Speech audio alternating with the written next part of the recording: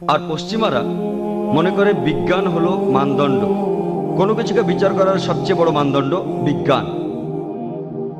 আর আলহামদুলিল্লাহ কোরআনে অনেক জায়গায় বিজ্ঞানের কথা বলেছে, যদিও কোরআন সায়েন্সের কোনো গ্রন্থ না।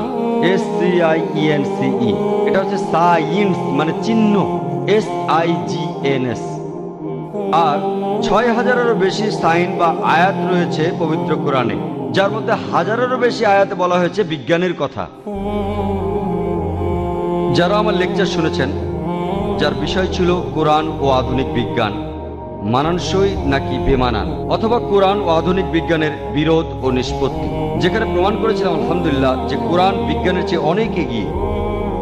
তাহলে পশ্চিমাদের মানদণ্ড ব্যবহার করে আমরা প্রমাণ করতে পারি যে আমাদের মানদণ্ড কোরআন বিজ্ঞানের চেয়ে অনেক বেশি এগিয়ে।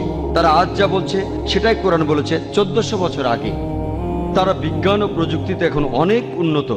আর যদি আমরা তাদের সাথে কথা বলি হিকমা নিয়ে, আলহামদুলিল্লাহ তারা বুঝবে যে কোরআন বিজ্ঞানের চেয়ে অনেক বেশি এগিয়ে, আর তাদের মধ্যে অনেকেই ইসলাম গ্রহণ করবে।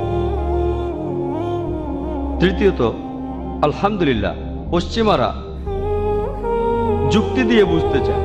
তারা বিনা বাক্যে কোনো কিছু মানতে চায় না। তারা যুক্তি দিয়ে বুঝবে, তদন্ত করবে,